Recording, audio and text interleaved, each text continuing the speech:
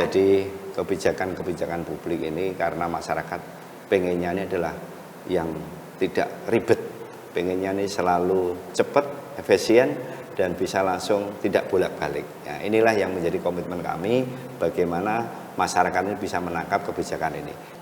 Walaupun SOP sudah kami jalankan, memang tahapan-tahapan sudah, uji publik yang terakhir secara terbuka akan kami tunggu masukan dari masyarakat, termasuk dari media yang ini yang menjadi ke depan kami akan Komisi A perjuangan. Bagaimana ketika anak-anak muda ini juga tidak harus datang bolak-balik ke pelayanan satu atap.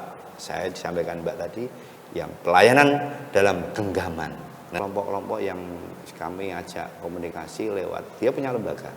Lembaga ini juga sudah kami, ya walaupun mungkin lembaga ini belum secara masif sampai ke sana, tapi lembaganya sudah.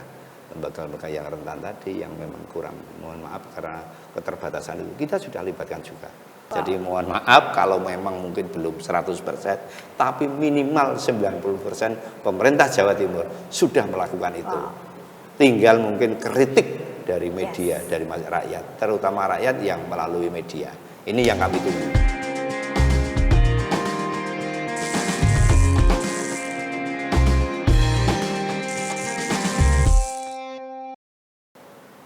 Assalamualaikum warahmatullahi wabarakatuh.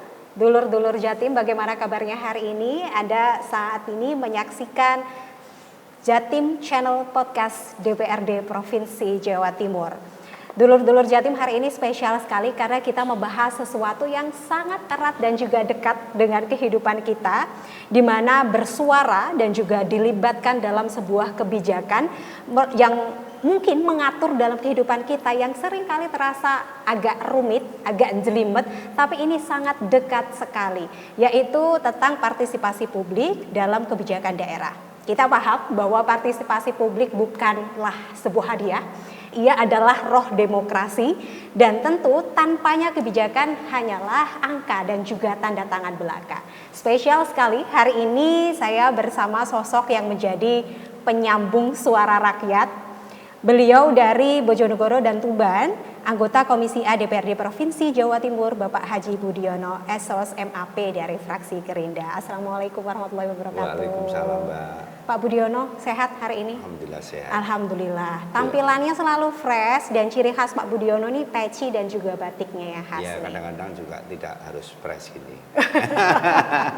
Spesial untuk edisi Jatim Channel Podcast DPRD Provinsi harus Jawa fresh Timur. sekarang. Harus fresh sekali. Dan ini kesibukan sehari-hari Tuban, Bojonegoro, penyambung lidah mendengarkan aspirasi rakyat. Apa yang menyibukkan akhir-akhir ini, Pak Budi? Akhir-akhir ini yang menyibukkan kegiatan-kegiatan yang berkenaan dengan program pemerintah Presiden Pak Prabowo. Yes. Terutama adalah Koperasi Desa Merah Putih. Dan MBG. Ini saya harus turun terus, ngawal terus.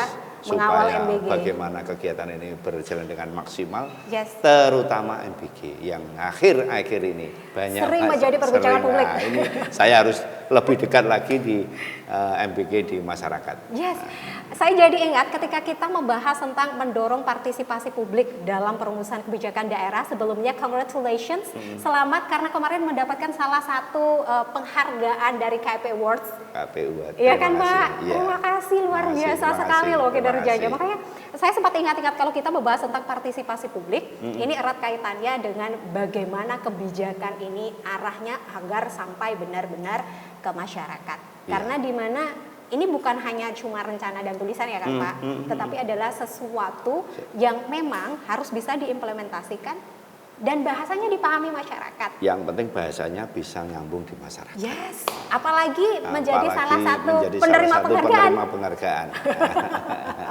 Selamat ya Pak ya. Makasih. Bagaimana Pak, sedikit bisa diceritakan partisipasi publik saat ini yang berada di Tuban dan juga Bojonegoro, di mana kebijakan ini lahir dari komitmen bersama, bukan hanya andil dari pemerintah, tapi bagaimana masyarakat juga turut serta.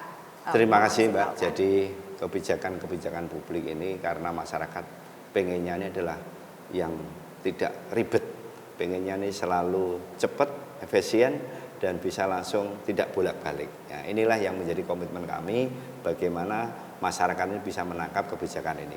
Kita sering membuat kebijakan mungkin kalau rakyat tidak menyambung juga tidak bisa. Jadi harus kebijakan kita, rakyat juga harus nyambung. Jadi setiap kami membuat aturan perda dengan pemerintah provinsi, kabupaten, saya mesti langsung turun ke masyarakat. Bagaimana ini? Kurang apa? Tentunya juga menunggu kritik dari media. Saya tunggu. Apa kebijakan yang masih kurang? Tentunya jangan hanya ngeritik, berilah solusinya. Oke, jadi kritik plus solusi.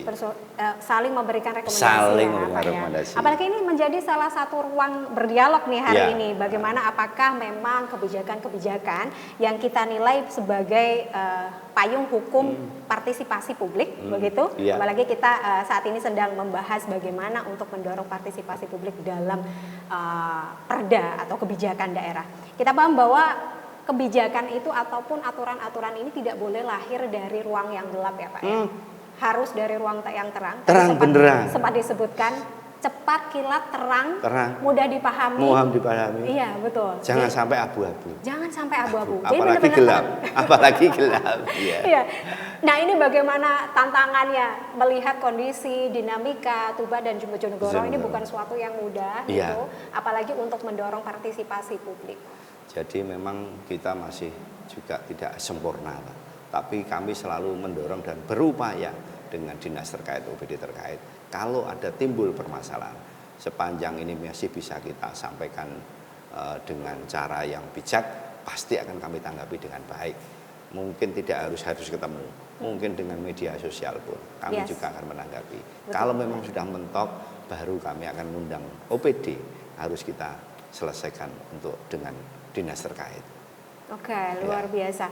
Kita paham ya Pak bahwa keterbukaan informasi publik, apalagi di era keterbukaan saat ini, apalagi salah satu yang tadi ya mendapatkan penghargaan, ini menjadi salah satu hal yang menjadi potensi besar di mana memang DPRD Provinsi Jawa Timur sudah menjaga aturan dan juga norma-norma yang ada agar keterbukaan informasi publik ini dapat diterima. Menurut Bapak ini, bagaimana dengan kepatuhan Komisi A yang sejauh ini kita paham dalam memastikan setiap proses perumusan raperda ini tentu terbuka untuk publik, tidak hanya dinikmati oleh lingkaran terbatas di pemerintah saja, tetapi memang benar-benar harus bisa diterapkan dan juga diimplementasikan. Jadi kami selalu membuka keterbukaan. Kita selalu kerjasama dengan perguruan-perguruan tinggi.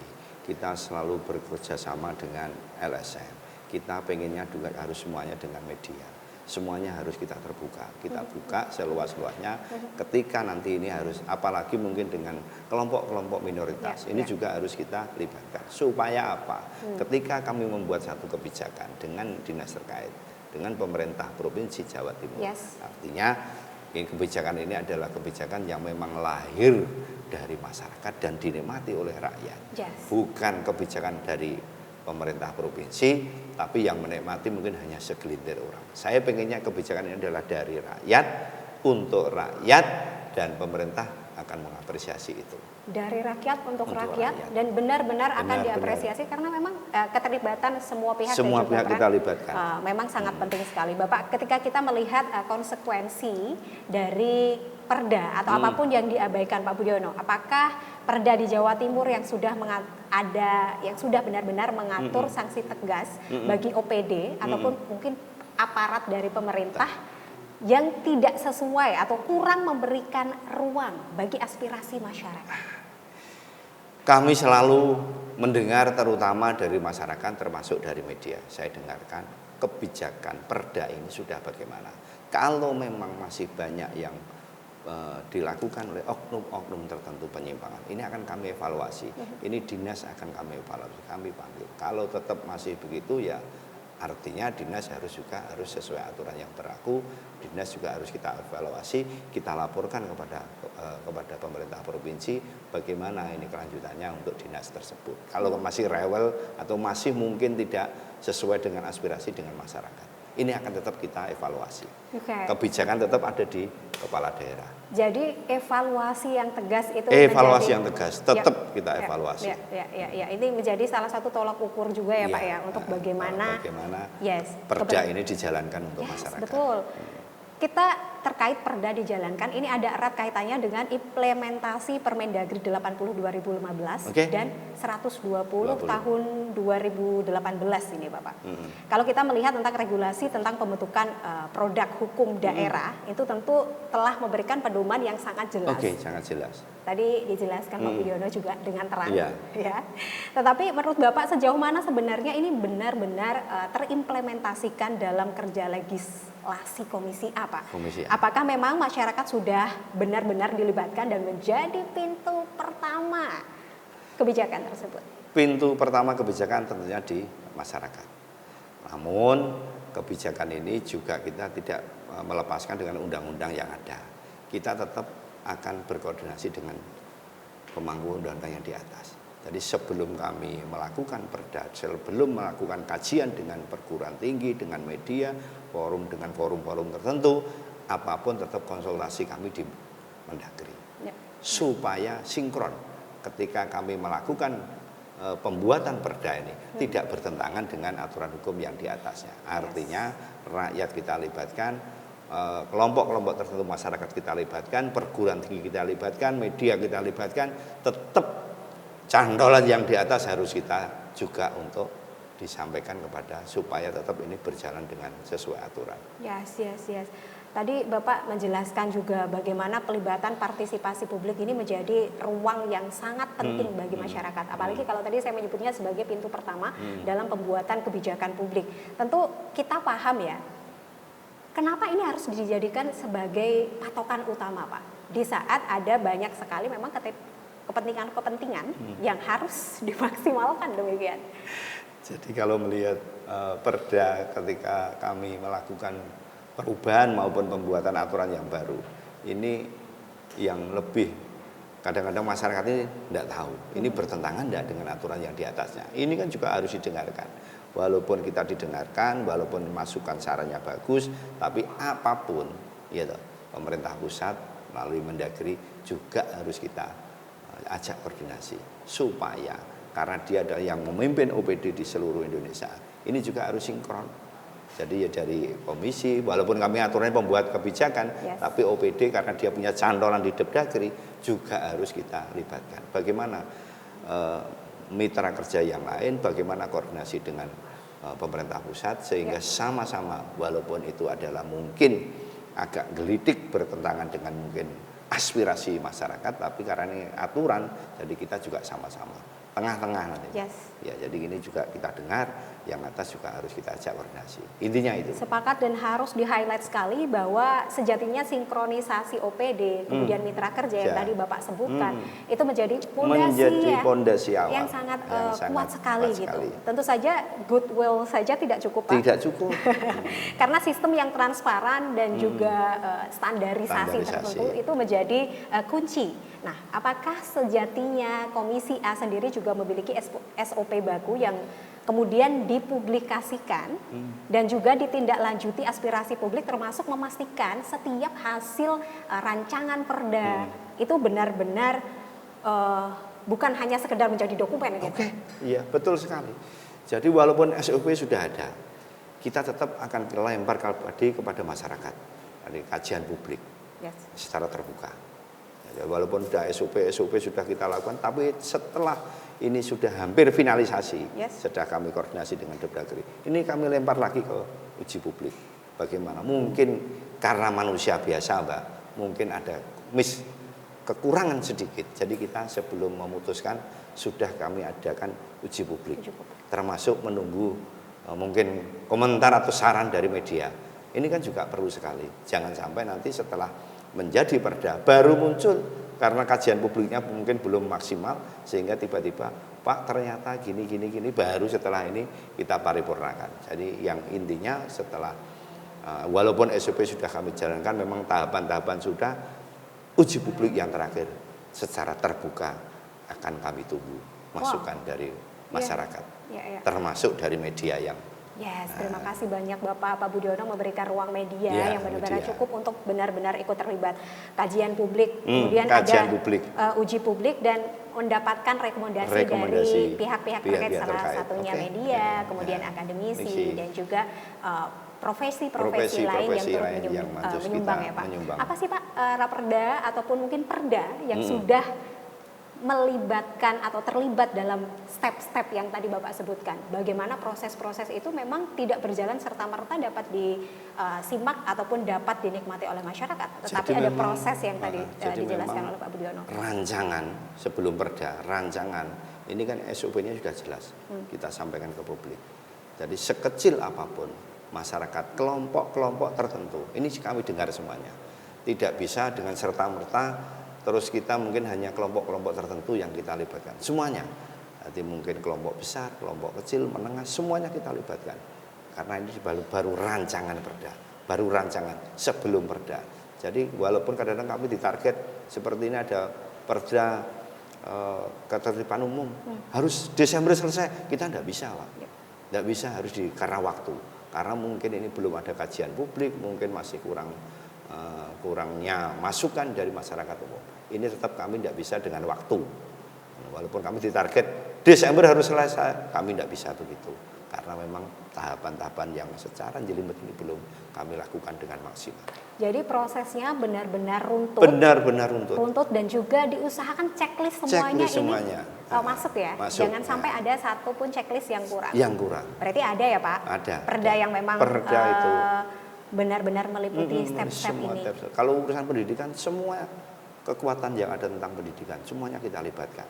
Okay. Nah, jadi tidak hanya negeri swasta, semuanya pakar-pakar yang mengerti tentang pendidikan, semuanya harus. Jadi bisa ditarik kesimpulan menurut Pak Budiono, Perda yang memang sudah dipublikasikan ini sudah melalui proses yang tadi Bapak sebutkan. Betul. Oh wow, jadi ini juga menjadi salah satu edukasi dan juga informasi publik nih Pak. Betul. Iya, ke masyarakat kadang agak kurang paham bagaimana proses Perda ini berjalan. Karena memang ruang yang diberikan semuanya sudah semaksimal itu ya. Oke, terima kasih. Jadi termasuk hari ini, termasuk Mbak selaku media harus ikut menyampaikan kepada masyarakat secara terus-menerus. Mungkin pas waktu itu, pas ada siaran, dia tidak melihat, tapi mungkin besoknya baru melihat. Nah, ini tujuannya begitu. Nah, ya, jadi Mbak juga saya harapkan nanti juga bisa ikut menyampaikan langsung lewat medianya, JTV. Yes. Oke, luar biasa. Terima kasih untuk waktunya ya Pak ya. Nanti benar-benar kita berikan. Nah, salah satunya juga upaya kita untuk memaksimalkan kemampuan media adalah dengan ruang dialog atau ruang diskusi seperti podcast hari ini. Bapak, dalam akses penyampaian masukan publik, tadi Bapak sempat menyebutkan ya, bagaimana proses-proses di mana masyarakat ini juga membutuhkan jalur yang jelas, efisien dan juga mudah gitu. Jadi pengennya kan ya kan seperti yang Bapak sampaikan gitu. Menurut Pak Budiono sendiri, mekanisme sendiri yang saat ini paling efektif dan juga dinilai sangat bermanfaat dan signifikan sekali dengan DPRD Provinsi Jawa Timur khususnya dalam pemberian masukan dari publik.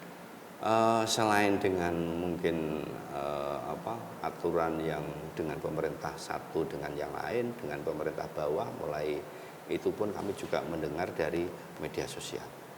Dari media sosial ini juga sangat perlu sekali Mbak, karena zamannya sudah zaman IT. Ya, tidak cukup mungkin harus ketemu, tapi mungkin dengan cara-cara menyampaikan lewat medsos, mungkin dengan TikTok, mungkin dengan Instagram, ini juga harus kami dengarkan. Jadi masukan-masukan demi kelancaran untuk pelayanan publik, apapun kami dengarkan. Tidak kami terus mengabaikan suara-suara yang dari kanal-kanal kecil maupun besar, semuanya akan kami dengarkan. Tidak dibeda-bedakan. Tidak kita beda-bedakan, semuanya sama. Ya, Pak Budiono ini udah sering ini ya, masuk-masuk ke wilayah-wilayah terpencil, nyangkruk-nyangkruk itu udah menjadi hal biasa. Sudah hal biasa. Apalagi ini dengan adanya digital platform yang semakin masif, dimana kayaknya semua orang sekarang punya gadget ya Pak ya. Sekarang semua orang jadi media, jadi wartawan. Betul. Tidak, kalau dulu ya semuanya media ini kan cuma wartawan aja. Sekarang enggak, masyarakat sekarang langsung upload. Nah, ini. Jadi kalau dulu mungkin hanya media yang datang, sekarang enggak. Sekarang kita menciptakan media sendiri karena kita punya media sendiri. Social media yang tadi Bapak sebutkan menjadi salah satu sarana yang saat ini dinilai sangat dekat sekali. Nah, ada salah satu aplikasi cuan tuh Pak, Curhat ke Dewan.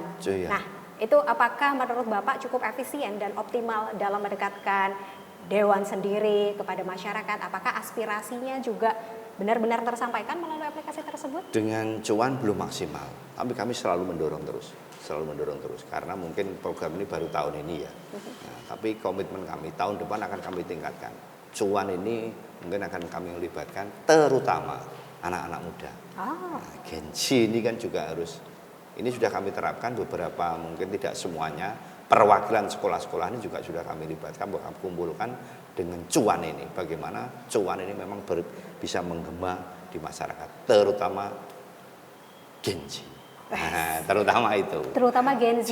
Apalagi ini yang cukup secara demografinya menguasai sosial media. Menguasai. Bapak kok saya agak haus ya? Iya. Kita minum terlebih dahulu, Bapak. Silakan. Boleh. Bismillahirrahmanirrahim.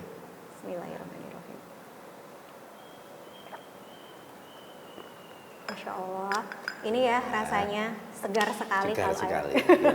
Sambil nyantai, ya. Sambil nyantai. Kita lagi nggak ngopi pahit nih hari ini. Kita maunya yang fresh. Yang fresh.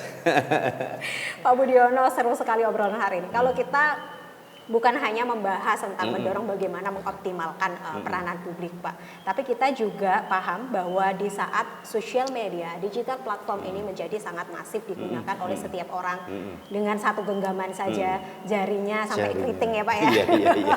Ketik gitu. Dan tentu ini transparansi menjadi salah satu poin penting dan juga yang sangat diperlukan dalam setiap lini. Oke.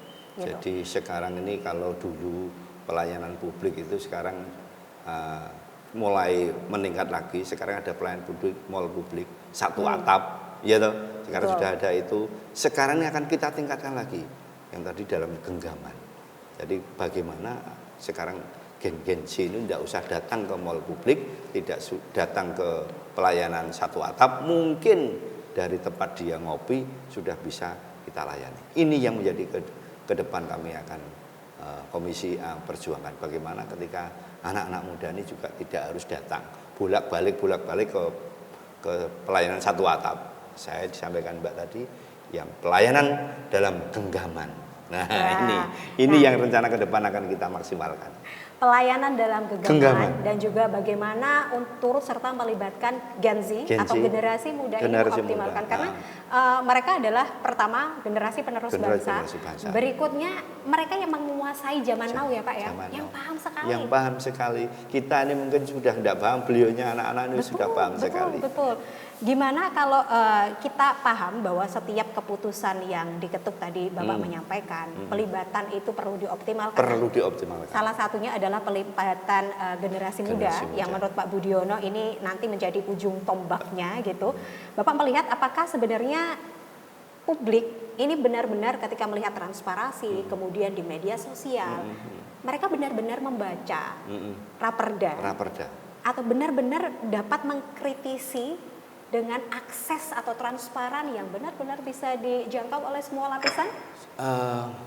Mungkin sudah mulai membaik, tapi secara maksimal belum.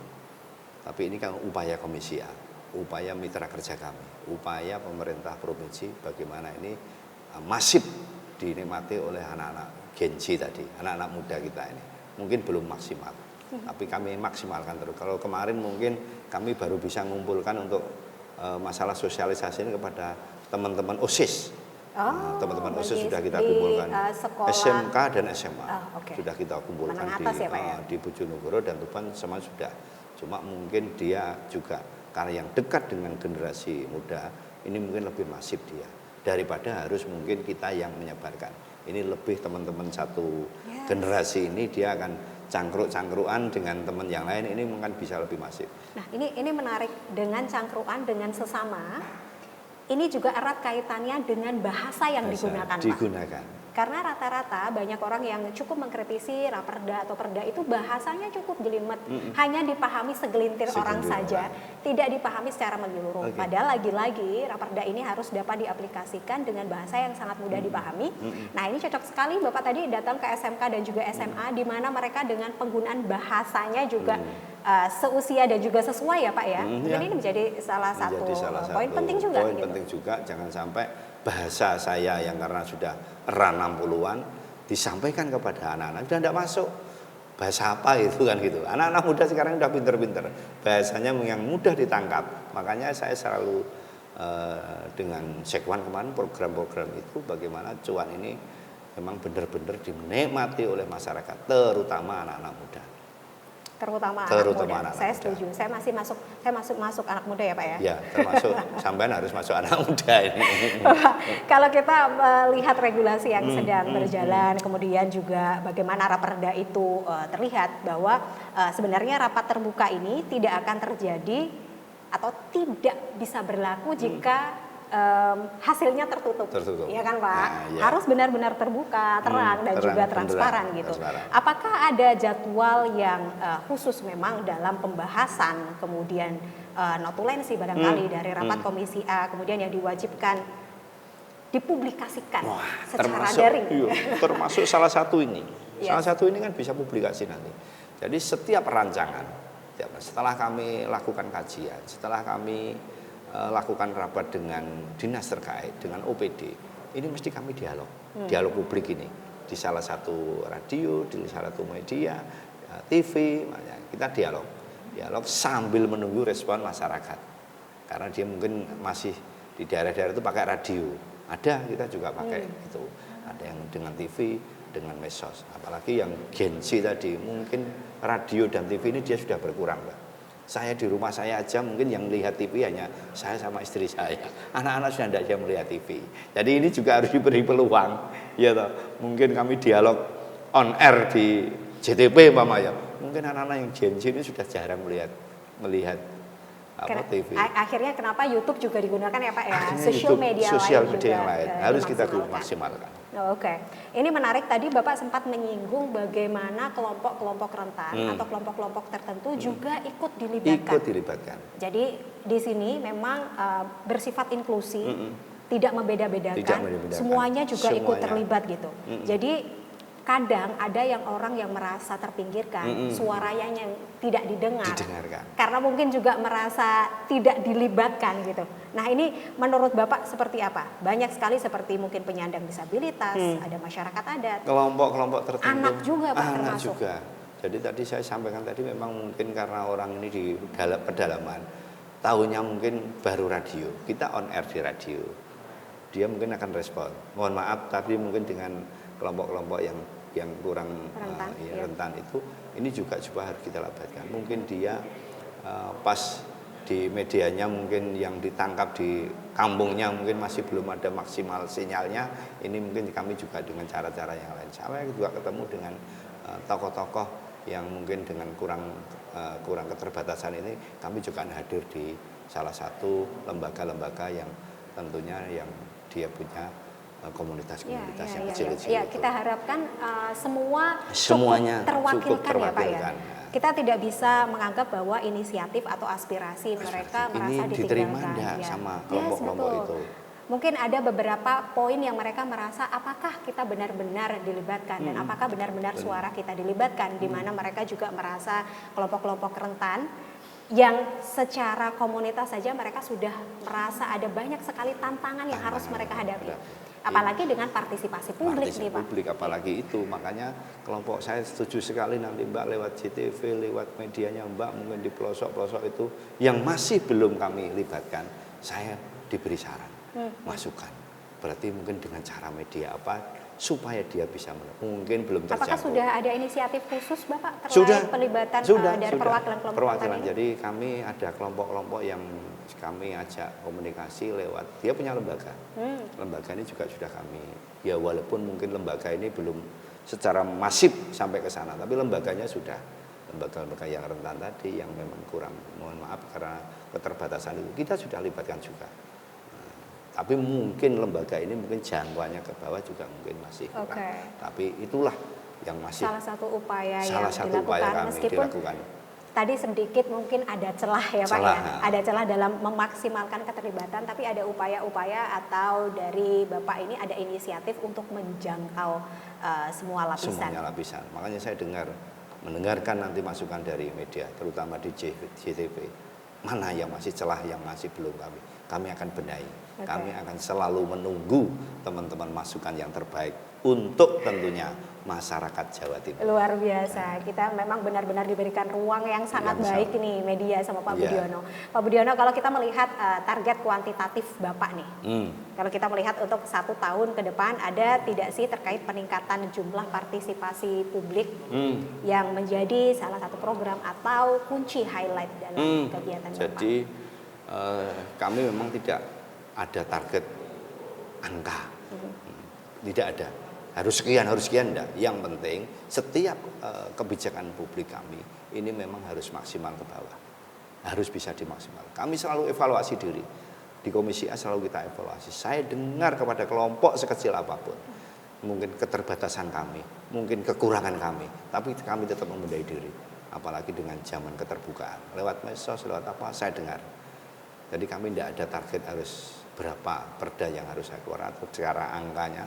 Tapi setiap kebijakan, apapun, saya akan selalu mendengarkan masukan, kritik, dan saran dari semua kalangan. Dari semua kalangan. Semua kalangan. Lagi-lagi tadi juga bagaimana memaksimalkan potensi-potensi di mana masyarakat atau kelompok rentan yang kadang mereka juga merasa harus tetap dilibatkan. Karena lagi-lagi ini harus melibatkan semua peran dan juga semua pihak, Pak. Kalau kita lihat di Dapil Tuban dan Bojonegoro dengan dinamika yang luar biasa, bagaimana keterlibatan kelompok rentan seperti masyarakat adat barangkali, perempuan dan juga suara anak yang juga ikut dilibatkan dalam kebijakan publik gitu, Pak. Jadi lewat-lewat guru, lewat-lewat muslimat, lewat-lewat kelompok-kelompok tertentu, semuanya harus kami dengarkan. Jadi baik itu perempuan, baik itu anak-anak, tapi lewat mungkin gurunya. Kalau anak-anak kan tidak. Yang lebih dekat adalah gurunya. Kemarin kami juga mengumpulkan guru-guru TK. Saya dengarkan apa memang yang bermanfaat untuk anak-anak kita yang di bawah. Jangan sampai kebijakan kami hanya mungkin bermanfaat untuk kalangan tertentu. Ini semuanya kita libatkan. Ya, jadi termasuk yang DIS tadi juga sama. Lewat dia punya lembaga-lembaga. Kita kumpulkan tertentu. Walaupun tidak semuanya, dia punya berapa ratus orang, tapi kelompok-kelompoknya ini sudah kami undang, kami ajak diskusi. Tidak harus mungkin dengan harus dengan daring, mungkin kita juga mendekat seperti acara-acara tertentu itu. Kami ada program itu, Mbak, untuk ketemu masyarakat itu. Apa itu nama programnya, Pak? Solo Semiran. Solo Semiran. Kayak Mas Bang itu, Mbak. Kayak itu. Ini ketemu masyarakat langsung. Kelompok-kelompok tak kumpulkan apa untuk membenahi kita semuanya. Jadi kita di masyarakat langsung ketemu langsung dengan masyarakat. Ya, nyangkruan langsung. Nyangkruan langsung. Kalau kita melihat untuk mengukur keberhasilan tentu ada tolok ukur dan juga aspek-aspek yang memang harus dipenuhi nih, Pak. Nah, bagaimana Bapak menyesuaikan? Setelah kebijakan ini kami buka di ruang publik, saya akan mendengarkan kepuasan masyarakat. Tentunya tidak semuanya harus puas. Kelompok-kelompok besar mungkin puas. Kelompok-kelompok minoritas mungkin masih ada yang kurang. Pembenahan inilah, ya toh. Bagaimana saya pengennya masyarakat ini benar-benar ketika ada kebijakan di Provinsi Jawa Timur sangat menikmati, sangat puas. Ini baru menjadi saya puas. Kalau masih ada kelompok-kelompok tertentu yang masih mengkritik, wah ternyata kebijakannya hanya untuk kelompok tertentu, oke, berarti saya harus menyesuaikan. Kelompok ini mungkin kurang, saya harus sesuaikan. Harus ada evaluasi. Harus ada evaluasi. Pengennya pokoknya Jawa Timur masyarakatnya puas dengan pelayanan publik ini. Jawa Timur puas semua dengan pelayanan publik. Apalagi bukan hanya pelayanannya, tapi juga mendorong partisipasi dari setiap masyarakat. Kalau dari partisipasi publik ini, Pak, ini juga erat kaitannya bagaimana mereka bermitra dan juga berkolaborasi dari satu dengan program-program yang lainnya.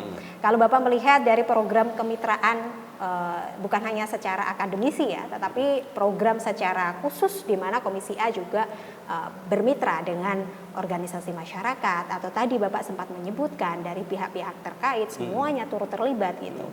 Kalau dari akademisi, dari universitas atau apa, mungkin ada yang perlu disoroti, Pak Budiono? Dari universitas sekarang kita sudah sering melakukan. Dengan organisasi tertentu kita juga sudah melakukan. Tapi dengan kelompok masyarakat kecil memang mungkin kami belum maksimal. Belum maksimal. Jadi inilah yang Komisi A selalu mendorong kepada OPD terkait, dinas mitra kami. Ayo kita libatkan semua unsur kekuatan sekecil apapun untuk Jawa Timur. Ini yang mungkin kami masih kurang, Pak. Kami terbuka aja. Ini mohon maaf kalau kekurangan kami untuk kelompok-kelompok yang kecil tadi, ini yang akan kami dorong ke depannya. Semuanya harus terlibat untuk kebijakan-kebijakan Jawa Timur. Ini menarik ya, di mana Komisi A melalui Pak Budiono sendiri ini mewakili merasa bahwa belum maksimal di kelompok-kelompok kecil ataupun mungkin kelompok-kelompok rentan tadi ya Pak ya. Kalau kita melihat Bapak kan di Dapil 12 ya, Tuban dan juga Bojonegoro gitu. Kita melihat bagaimana sebenarnya turut serta peran dari fraksi Gerindra dalam mendukung inspirasi dan juga aspirasi yang ada dan juga dalam pendekatan kepada masyarakat sehingga bisa maksimal. Oke. Lewat fraksi kami selalu sering ketemu, hampir tiap minggu ketemu rapat fraksi. Semuanya mesti kami sampaikan program-program Komisi A, termasuk yang kebijakan-kebijakan. Mungkin dari fraksi ada masukan, sehingga kami akan menerapkan secara maksimal, walaupun mungkin tanda kutip ya masih belum bisa memenuhi hasrat kepuasan semua orang. Tapi langkah kami ke depan ini masih kami lakukan, dan kami masih menunggu masukan dari saudara-saudara kita yang ada di media, termasuk Mbak. Ya, bagaimana nanti ke depannya mungkin saya diberi masukan lagi. Baik. Ya. Ini dari tadi dilempar bola terus ini ya. Bagaimana umpan balik ya. Umpan balik diberikan, kita sudah memberikan ruang. Bagaimana kita memaksimalkan ruang ini. Jadi mungkin dari media sendiri memaksimalkan bagaimana potensi yang sudah diberikan oleh pihak terkait dalam memaksimalkannya. Kalau kita melihat dari umpan balik kepada warga nih Pak. Rakyat itu kan juga harus tahu bahwa suara mereka tadi seperti yang saya sampaikan. Kalau media ini benar-benar sudah tepat belum? Kami sudah menyampaikan bagaimana rekomendasi dan juga saran gitu. Harusnya merasa bahwa ini tuh tidak sekedar diberikan lalu menghilang di udara seperti menguap gitu ya Pak ya. Apalagi di sosmed ya. Hilang begitu saja. Lalu bagaimana memastikan umpan balik baik itu dari media, apalagi dari masyarakat dan juga kelompok-kelompok rentan tadi, agar aspirasinya ini benar-benar sudah tersampaikan dan benar-benar memang dikelola dan juga dipoles dengan sangat baik. Ya, terima kasih. Jadi memang ini sudah kami lempar berkali-kali dengan uji publik, dengan keterbukaan ini. Saya tentunya tetap masih mendengar. Saya selalu mendengarkan bagaimana rakyat ini memang responnya memang benar-benar respon secara dari hati nuraninya. Saya selalu memancing, saya selalu turun ke bawah. Pokoknya saya tidak segan-segan untuk selalu mendengarkan, sekecil apapun suara itu akan kami dengarkan. Wow. Jadi mohon maaf kalau memang mungkin belum 100%, tapi minimal 90% pemerintah Jawa Timur sudah melakukan itu. Wow. Tinggal mungkin kritik dari media, dari rakyat, terutama rakyat yang melalui media. Ini yang kami tunggu. 90%. 90%. Sudah kami lakukan. DPRD Provinsi Jawa Timur yakin sudah memberikan ruang dan juga mendorong memaksimalkan partisipasi publik. Kalau kita melihat sedikit menatap masa depan nih Pak, 5 tahun ke depan, partisipasi publik Jawa Timur ini akan seperti apa? Melihat geliatnya dari saat ini hingga 5 tahun ke depan. Kedepannya kami akan selalu mendorong terutama untuk Gen Z. Kedepannya ini bagaimana partisipasi Gen Z akan kami maksimalkan lagi. Suaranya akan kami dengar. Kami akan hadir di semua sekolah, terutama SMK dan SMA. Karena memang ini adalah kewenangan dari Provinsi Jawa Timur.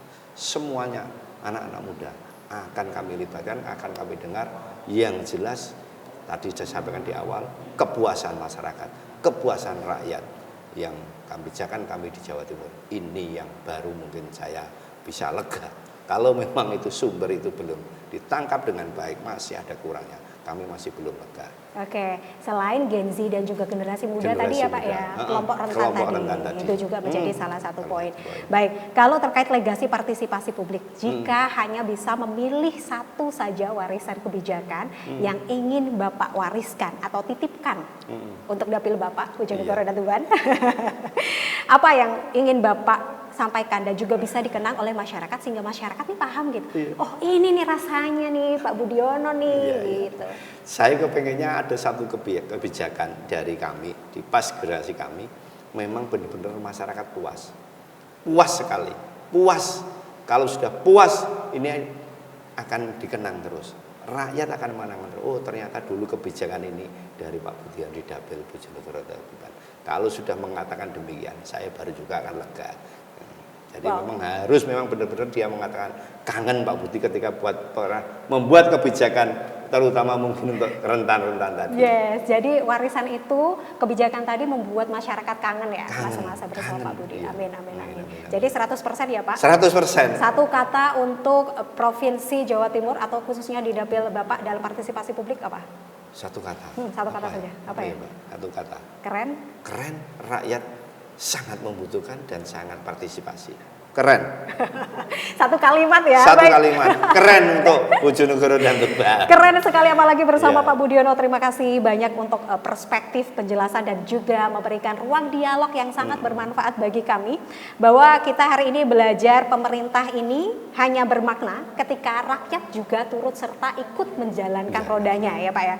Kebijakan tanpa partisipasi adalah kekuasaan yang gelap dan partisipasi tanpa transparansi hanyalah kepura-puraan demokrasi. Dan terima kasih, semoga kita bisa bertemu kembali dalam kesempatan yang lebih baik lagi ya Pak. Saya tunggu mungkin tahun depan kita ketemu lagi dengan JTV. Pasti. Insya Allah. Dalam mungkin, waktu dekat ya Pak ya. Dalam waktu dekat, mungkin tempatnya yang berbeda. Siap, baik. Dan tentu mari kita kawal bukan hanya bersama pemerintah karena ini menjadi tugas dan juga tanggung jawab kita semua untuk memastikan semua berjalan sesuai dengan janji-janji.